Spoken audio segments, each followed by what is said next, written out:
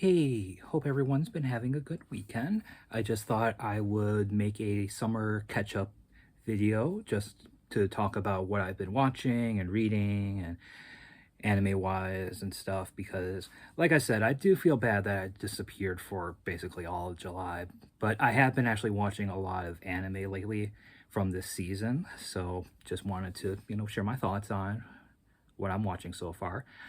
So there's four main shows I've been watching right now, and the first one is The 100 Girlfriends Who Really Love You. I love that show. It is so hilarious. I didn't watch this week's episode yet, but I watched last week's with the tall girlfriend who got introduced, who loves to garden and is essentially a Disney princess who has like animals that follow her around, and that was just so good. It's one of those series that I just love to watch. It never, even like the weakest episode never fails to make me laugh.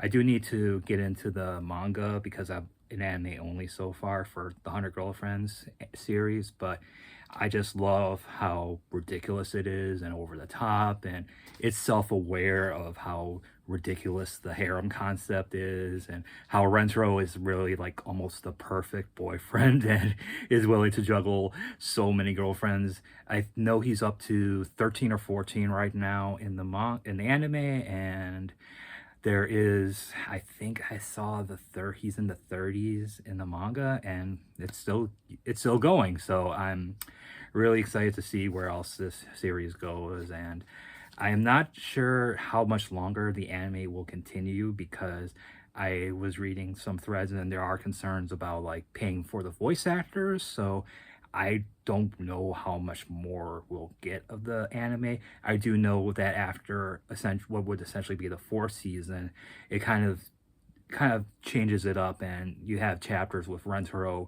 having like solo dates with one of the girls to kind of break things up. So that could be a way to still keep the series going, because I would hate for it to just suddenly end because of budget. So, and the next series I've been watching is the new Ghost in the Shell anime. I've been very excited for this since it got announced last year. Science Sorrow has done a fantastic job. I love the animation.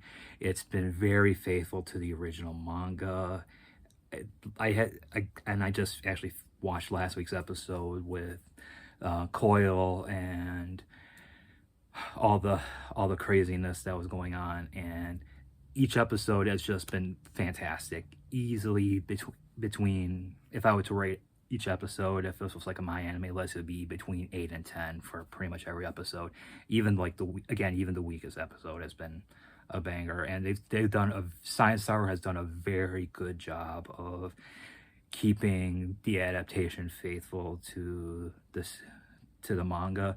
I'm even surprised in the second episode they actually left in the threesome scene with the major and her two ladies, and I thought for sure that would have been changed completely because that's something that has kind of been in and out of various manga releases over the years, and but obviously it's it wasn't fully uncensored like the manga, but it still kept the intent. So again, hats off to Science Saru. I'm loving this series.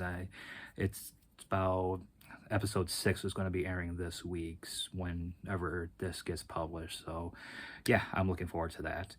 The next series I'm watching right now is Black Torch, and that's just kind of like, kind of just like my junk food series, I guess.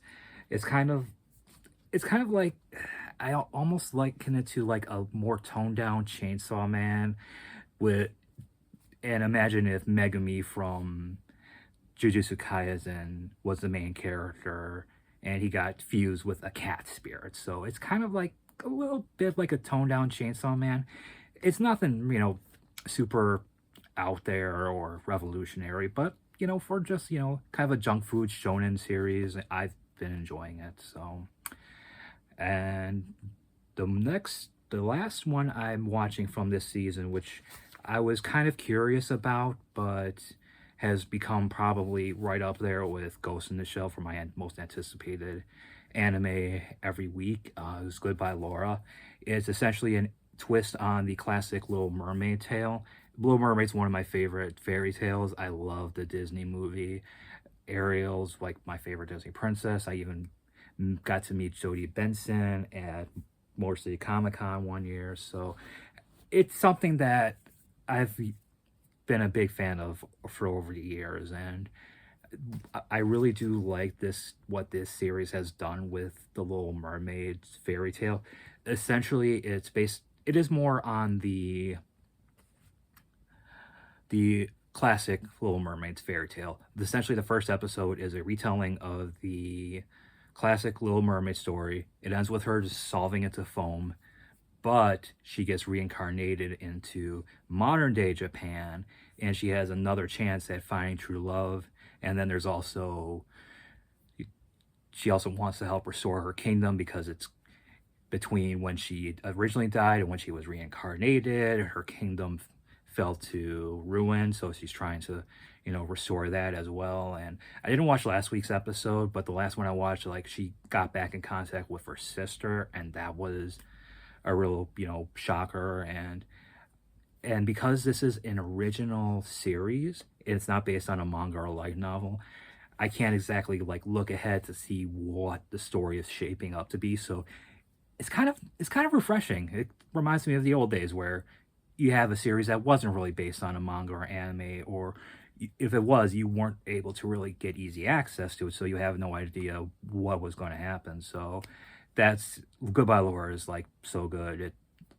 The animation is very very good. Is very Ghibli-esque. So if that's something you like, if you like The Little Mermaid like I do, definitely check it out. It's phenomenal. I have also, and I haven't finished. I gotta get back to watch the last couple episodes of it, but I did watch the Dominion Tank Police OVA. I found it on YouTube because you can find a lot of really classic old anime from the 80s and 90s on YouTube now. And after watching the new Ghost in the Shell and seeing how funky and refreshing that was, I wanted to watch Dominion Tank Police because I never watched it back in the day, and it's just hilarious. It's a blast. The second episode with the giant metal dildo Roblox just had me cracking up. So I gotta finish the last two episodes of the original Dominion Tank Police series, and then probably watch the second series. So manga wise, recently I just finished the Bleach Soul Society arc because last year I finished reading Bleach. If you saw my shorts and have been following those, but it was so long in between finishing the series and starting it that I really didn't remember a lot of the beginning, especially once they got to the Soul Society and how the characters were introduced. So I went back and reread the first like 20 some volumes of Bleach, and yeah, it's still great. A lot of you can definitely see a lot of stuff that Kubo has success setting up for later. Like, for example, the Gin Rangiku relationship. Because by the time it came up in the Arrancar arc towards the end of that, I thought it was something out of nowhere. I was like, wait, I don't remember this from earlier, but no, it was actually something that was set up in Soul Society. So that's been, Bleach has been fantastic. I do probably, I should probably get into the Blood War anime because that's almost wrapping up. But again, just only so much time in the day for stuff. I also, after I finished that, I did go back and read the last two most recent volumes of Chainsaw Man that I bought. I have read the finale of Chainsaw Man, so I do know how it ends, but I really haven't read anything in between like this and that. So I'm old school. I don't mind reading scans online, but I just prefer to have the physical copy. So, well, I finished that up, and then the next series I'm probably going to be reading for now is it's either I have 3 volumes left of Dress Up Darling to read, so I want to finish that up, and then I do need to catch up on Spy Family as well. So I might do that next just because I have been itching to read Spy Family, and I actually didn't. I actually got the last two volumes from last year that I haven't read yet because of, things when those came out, things were going on in my life, and I just, just kind of, you just lose track of the things and you just put things on the back burner. So there's that.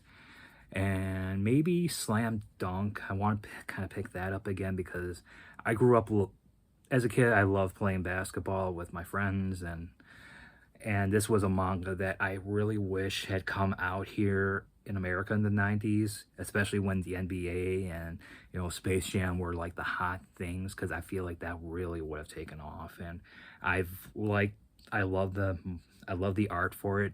It really does feel like you're watching a real basketball game when you're reading the pages. And again, that's something that I definitely want to keep reading.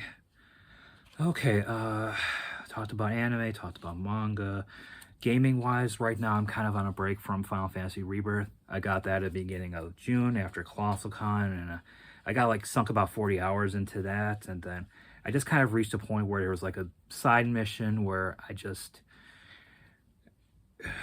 have to like try and catch some ladies' chickens, and I know it's just a side quest and I don't have to do it, but I was just going so hard on Final Fantasy Rebirth, so I just got burned out. So I figured I'd just take a break from that. And lately I've been playing Stardew Valley because that's just a really fun game that I can pick up anytime and just, plant some stuff in my farm, make some money, finish up some stuff I haven't done before. In this recent time that I've been playing Stardew, I reached level 100 in the Skull Cave, as well as doing more stuff on Ginger Island and getting the golden walnuts so I can unlock more stuff there. So, and also I picked up Final Fantasy 14 for Switch 2 because that's now on available, and there's the free trial, so I can play essentially the, first 4 parts of Final Fantasy 14 for free without having to pay for a subscription. So I've played about 5 or 6 hours of it, and I'm still very early on. I'm level 13, 14. It is kind of scratching that World of Warcraft itch for me. I really can see why people love it so much. I don't know how much more I'll play it. I just kind of wanted to pick it up because I used to play World of Warcraft a lot when I was in college. So, and then I didn't really have a good computer to really play it on, and then, again, just life in general just happened, and I really didn't have enough time to just sit around playing WoW. But Final Fantasy 14 so far has been pretty good with, being able to pick it up, play for a little bit, and then go, don't having to really, join a guild or, team up yet. So I'm still very early on in that, but it runs really good on Switch too. So for what it is, I'm satisfied with it. And finally, my last thing is I'm still deciding the video to watch for this month's Otaku Rose Challenge. I do want to get something back out for you because I did skip July. So I'm leaning between either California Crisis or Nausicaa because I haven't seen either of those before. So that's going to be a decision I'm going to make later this week as to which video I'm going to watch for my next review. So that's everything I've been doing right now. So I hope everyone, again, has been doing well. If you like this video, make sure to like, comment, subscribe, and as always, make sure you take care of yourself and each other because, as I always say, YouTube and online is temporarily, but you guys aren't. You guys are what matter. And take care, and I'll see you in the next video.